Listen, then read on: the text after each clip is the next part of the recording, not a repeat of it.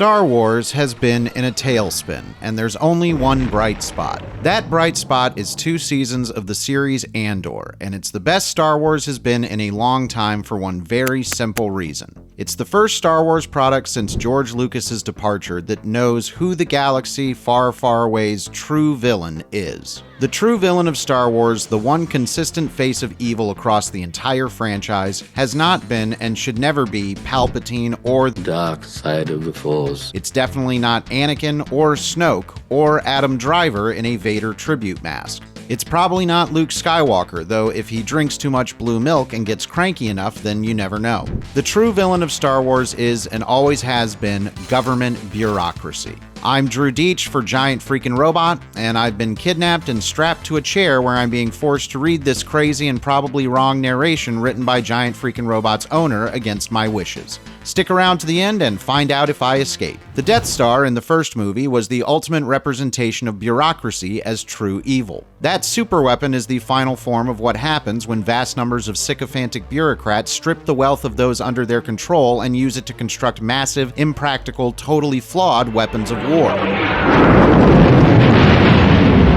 And it's run by a bunch of middle managers jockeying for attention around a conference room table. When the Death Star didn't work, the same inflexible, massively incompetent bureaucratic structure run by Imperial DMV workers who only care about keeping their jobs so they can admit they were wrong, turned around and made the same thing all over again. The Death Star is the California high-speed rail that was supposed to go all the way to San Francisco, but now costs 10 times as much and only goes to Bakersfield. That clear, real-world similarity is what made Luke Skywalker's journey so thrilling and easy to identify with. I'll never turn to the dark side. He wasn't fighting a person or a mystical and evil force. He was fighting a system of corrupt, bureaucratic oppression. The same oppressive system we're all tortured by when we have to go down and get new license plates for our truck. The same one we're tormented by when filing out forms for the IRS. Luke was fighting a legion of lazy public school teachers and code violation inspectors on behalf of all the normal people who want to be left the hell alone. That trend continued in the prequels, when the bureaucracy-free monarchy of Naboo was attacked and held hostage by a group of middle managers from the Trade Federation. It escalated when, as the prequels continued, the massive bloated bureaucracy of the Old Republic empowered and hid Palpatine, aiding him in his rise to leadership. In a sense, Palpatine was the supreme product of that bureaucracy. He was its greatest creation, the natural result of years of bloat and red tape strangling well-meaning people until no one was left to oppose it. That brings us to Andor.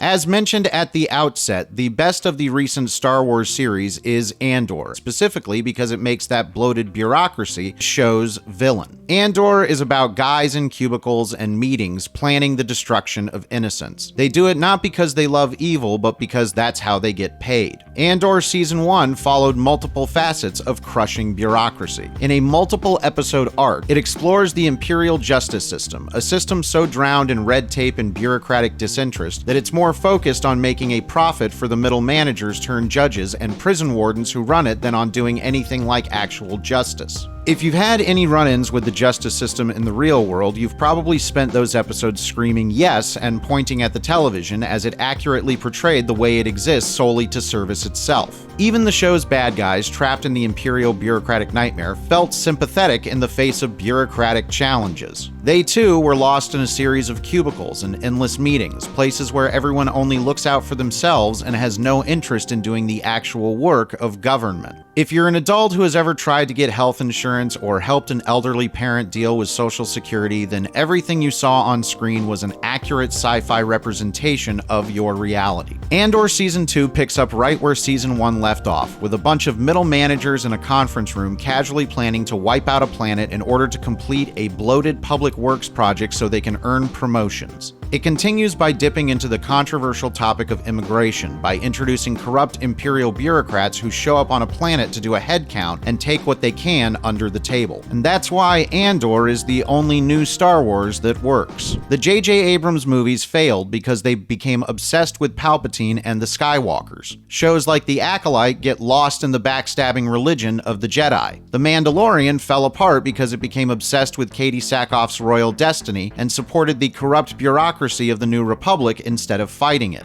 Ahsoka tried to make a villain of Thrawn, an iron-fisted demolisher of red tape. Skeleton Crew thought it could fix all that by focusing on adventure. But Star Wars has never been just a shallow adventure. Star Wars should only ever have one focus and one true villain. It's not Palpatine and never was. The true villain of Star Wars is the massive bureaucracy Palpatine represents. Every character in the Star Wars universe struggles under its weight. It's why the galaxy is full of black markets and smugglers, and it's why you love it. Because the heroes of Star Wars aren't just taking on the Empire, they're taking on the IRS and lawyers, the medical system, and every damn annoying thing which is sucking away moments of your life. Star Wars is at its best when it's 1990s Dilbert with a lightsaber. When Star Wars deviates from this formula, it stops feeling like Star Wars and starts feeling like something else. And we've already got plenty of something else. Think this entire video is ridiculous? This is getting out of hand.